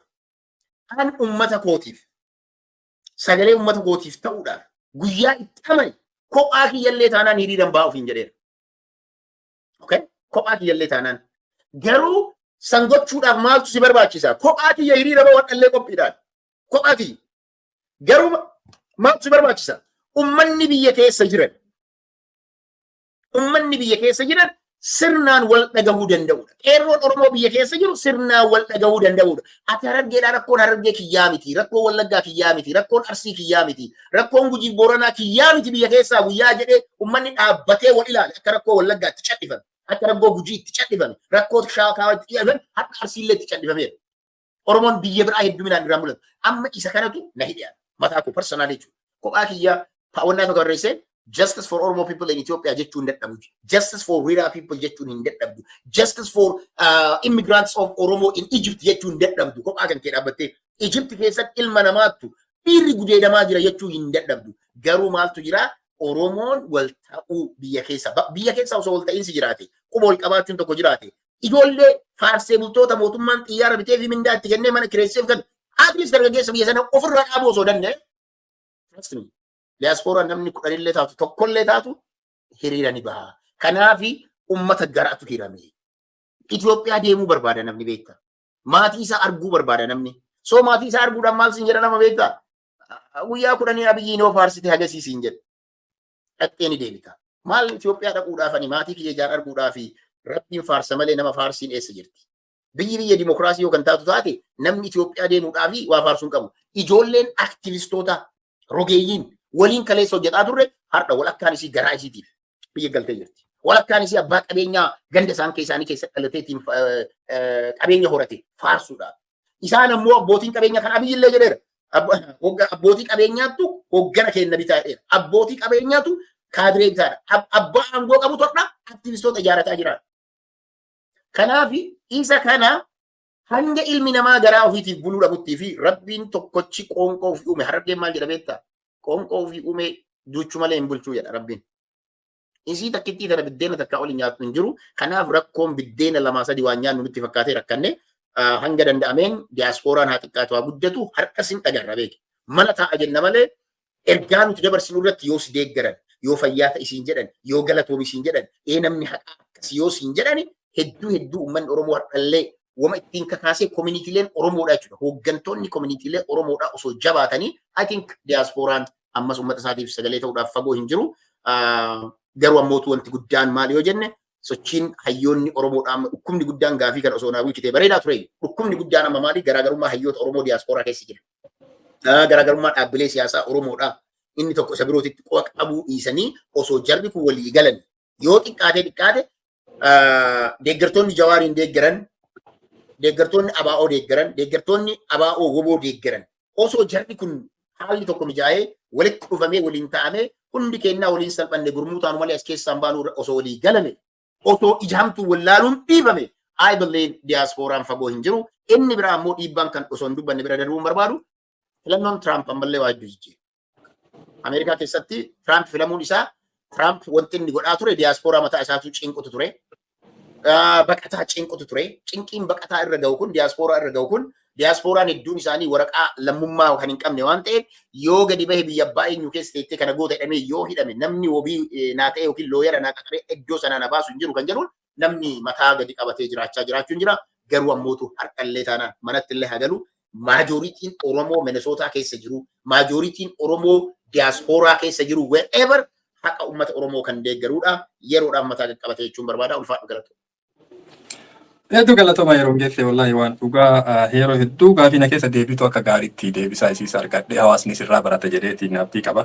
Dhugaa dubbachuu hawaasni keenya akka biyya alaa diyaaspooraan walumaa galatti qabsoo Oromoo keessatti gaheen isaan taphatan hedduu guddaadha ture. Jijjiirama baroota dabre kana sirna yeroo qabsoo maaster pilaanii dabalate tattaaffiin sochiin godhaa turan akkasuma ilmaan rasaasaan dhaamte nama miidhame deeggaruun yaaluudhaan waan hagana hin jedhamne achi duras qabsoo Oromoo qabsoo hidhannooti saga danda'amuun deeggaraa akka turan kuni beekama Oromoo jalaan banne diyaaspooraan calqisuullee maraa qabsoo biyya keessaa kanallee diilalleessee namni noo dubbatuu dhabamuu jedhee hagummanni hamilee dhabu nama ofii kiyyaa nama viidiyoo daqiiqaa 3 hin caalle waraaba yeroo hedduu viidiyoo san irratti fiidbaakii uummataa ni hubadhaan ka biyya jirus ka biyya alaa jirus san keessa namootaati yeroo beektu maatii qabsaa'otaa jedhan ka yeroo maraa nuti qabsoofna akkama marree fuusi kaaftan yeroo maraa nuti duubuma hafnee qabsoofna sirna dhufe marattu maxxananii faayidaa ofii barbaadachuudha akkasii jedhu.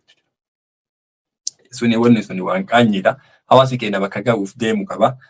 Kanuma hordoftoota keenya hordoftoota Oroo 360 sagantaan yeroo geessee wajjin geggeessine hin xumuramne kutaa itti aanu itti fufa kana waliif qoodan isin jedha kana asumaan nagaa walitti dhaamanna.